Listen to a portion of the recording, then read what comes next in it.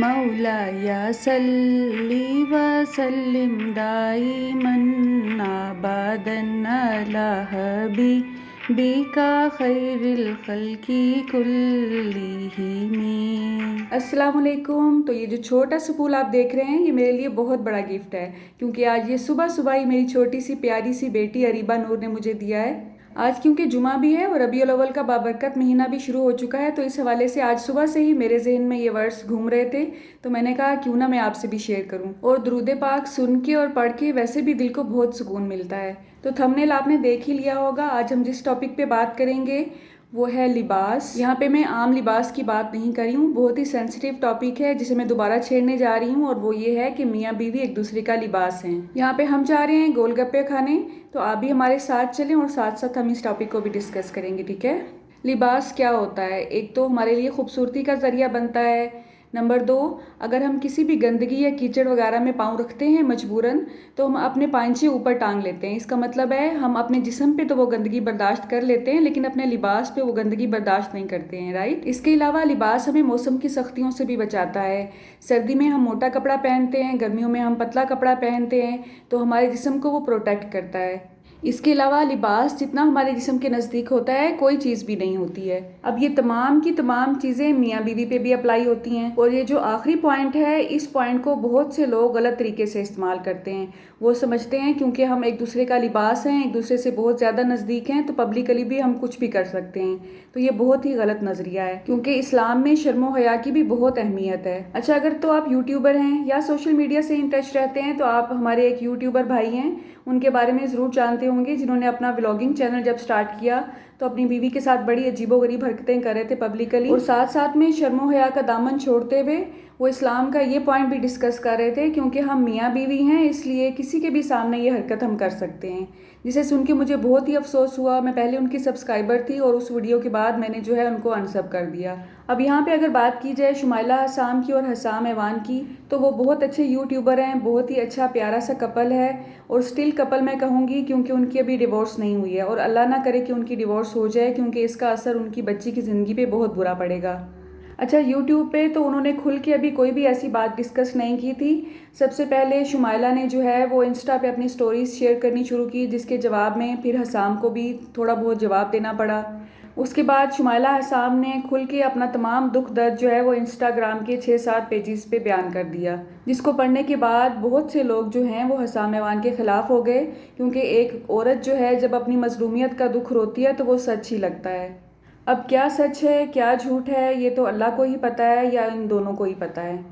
अल्लाह करे इन दोनों की हैप्पी एंडिंग हो। हैप्पी एंडिंग से मेरी मुराद ये है कि इन दोनों की आपस में सुलह हो जाए और दोबारा सब हंसी खुशी रहने लगें। लेकिन ये एक दूसरे पे जिस तरह से कीचड़ उछाल रहे हैं, मुझे बहुत ही अफसोस हो रहा है सच में, क्योंकि मेरे जैसे बहुत से लोग अगर यूट्यूबर्स को आइडियलाइज करते हैं तो उनमें हसाम ऐवान जो है वो भी आते हैं, क्योंकि पब्लिकली जो उनकी लाइफ हमारे सामने है वो बहुत ही पोलाइट इंसान है, बहुत ही मिलनसार हैं, बहुत ही हेल्पफुल पर्सनैलिटी है। लेकिन इंसान असल में है क्या, ये तो उसके घर वाले ही जानते हैं, क्योंकि हमारे सामने उनकी 10 से 12 मिनट की वीडियो आती है, जबकि घर वाले उनके साथ 24 आवर होते हैं। तो मेरा उन दोनों को यही मशवरा है, मुखलिसाना मशवरा है, कि एक दूसरे का लिबास बन के रहें, क्योंकि आप अभी भी एक दूसरे के मियाँ बीवी ही हैं। और खुदा ना खास्ता अगर आपकी अलहदगी हो जाती है तो वो एक अलग टॉपिक है। तो यहाँ पे हम पहुँच चुके हैं गोलगप्पे खाने। शक्ल से ये आपको थोड़े से अजीब लग रहे होंगे, क्योंकि इसमें मैंने मीठी चटनी डलवाई थी। मुझे मीठे गोलगप्पे ही अच्छे लगते हैं, घर वाले नमकीन खा रहे हैं और मैं मीठे, और ये बहुत ही टेस्टी हैं सच्ची। और मैंने ये जितनी फोकस करके वीडियो बनाई है ना, आपके भी मुँह में पानी आ रहा होगा, है ना। तो ये लें, ये वाला गोलगप्पा आपके लिए। तो यहाँ पे बच्चे टेबल के नीचे बैठ के खेल रहे हैं। पता नहीं इन्हें टेबल के नीचे बैठ के खेलने से क्या मज़ा आता है। अभी इनकी सेटिंग जारी है। अभी ये पूरे टेबल के ऊपर कपड़ा डालेंगे और एक साइड से जो है वो सिर्फ दरवाजे की जगह छोड़ेंगे। मैं याद करूँ तो शायद बचपन में हम भी ऐसे ही चारपाइयों के ऊपर कपड़े डाल के नीचे छोटा सा घर सेट किया करते थे।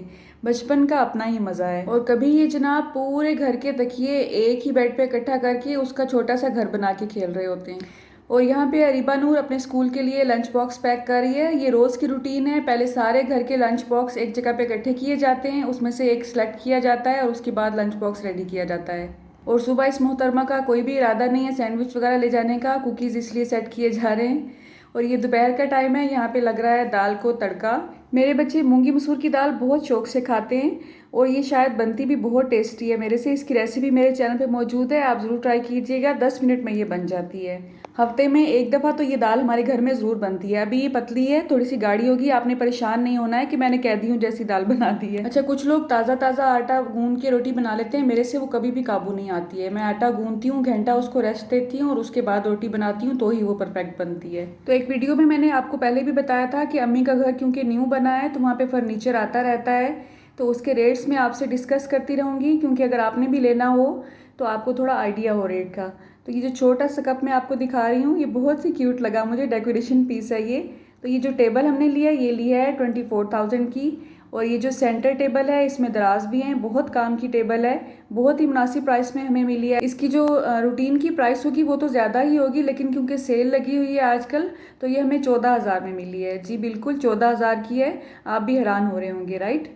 और ये जो टी ट्राली है, अक्सर औरतों को बहुत शौक होता है कि हमारे घर में टी ट्राली हो, ये भी हमें बहुत ही मुनासिब प्राइस में 14,000 में ही मिली है। और ये बुरे वाला में वन स्टेप शॉप है, वहाँ से हमने परचेज़ किया, अगर आपने लेनी हो तो यहाँ मैं पहुँच चुकी हूँ बाज़ार। बच्चों के लिए मैंने कुछ घड़ियाँ ख़रीदनी थी।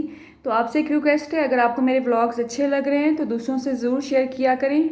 मुझे उम्मीद है कुछ ना कुछ न्यू सीखने को या कुछ ना कुछ नई इन्फॉर्मेशन ही आपको मिलेगी मेरे व्लॉग्स में। मेरी पूरी कोशिश होती है कि अपने व्यूअर्स को मैं बोर ना होने दूँ, अपना भी टाइम वेस्ट ना करूँ और उनका भी टाइम वेस्ट ना करूँ। और अगर आपने मेरा कुकिंग चैनल सब्सक्राइब कर लिया है तो उसके लिए बहुत बहुत शुक्रिया, और अगर आपने नहीं ज्वाइन किया है अभी उसे तो आप उसे ज़रूर विजिट कीजिएगा। मुझे उम्मीद है कुछ ना कुछ न्यू सीखने को ही मिलेगा आपको भी वहाँ से। और मेरे कुकिंग चैनल का नेम है इजी कुकिंग प्लस बेकिंग, जहाँ पे मैं छोटी छोटी बेकिंग की टिप्स और कुकिंग की टिप्स आपसे शेयर करती रहती हूँ। कोई भी कुकिंग के हिसाब से या व्लॉगिंग के हिसाब से मशवरा आपने देना हो तो आप ज़रूर कमेंट कीजिएगा, मुझे बहुत खुशी होगी, क्योंकि ये सिर्फ मेरा चैनल नहीं है बल्कि आप लोगों का भी चैनल है।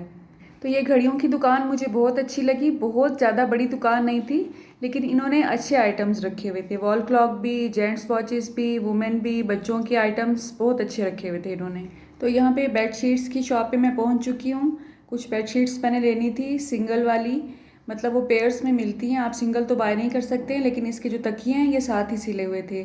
आजकल ये बहुत सहूलत है, पहले हम खुला कपड़ा लेके उसकी सिलवाते थे, लेकिन आजकल क्योंकि ब्रांड्स की जो हैं बेडशीट्स वो बहुत आम हो चुकी हैं लोगों में, तो अब इन छोटी दुकानों ने भी इस तरह की बेडशीट्स रखनी शुरू कर दी हैं और इनके प्रिंट काफ़ी अच्छे लगे मुझे। भाई जो सीधी सी बात है, ब्रांड्स की बेडशीट्स आप तभी ले सकते हैं जब उन पर सेल लगी हो, लेकिन अगर आप आम मार्केट में भी थोड़ा सा सर्च करके बेडशीट्स लेते हैं तो उनका कपड़ा, उनका स्टफ़, उनके कलर्स बहुत ही अच्छे निकल आते हैं। और समटाइम तो ऐसा होता है कि आपको प्रिंट भी सेम टू सेम वैसे ही मिल जाते हैं। और ये भाई साहब डबल बेडशीट की जो चादर है वो 1100 में दे रहे थे, और जो पेयर है सिंगल बेडशीट्स का वो 1150 में दे रहे थे। तो मुझे उम्मीद है आज की प्राइसेस आपके लिए फ़ायदेमंद साबित होंगी, थोड़ा सा आपको आइडिया हो गया होगा। तो आज के व्लॉग में मुझे इजाज़त दें, मेरे नेक्स्ट व्लॉग तक। अल्लाह हाफिज़।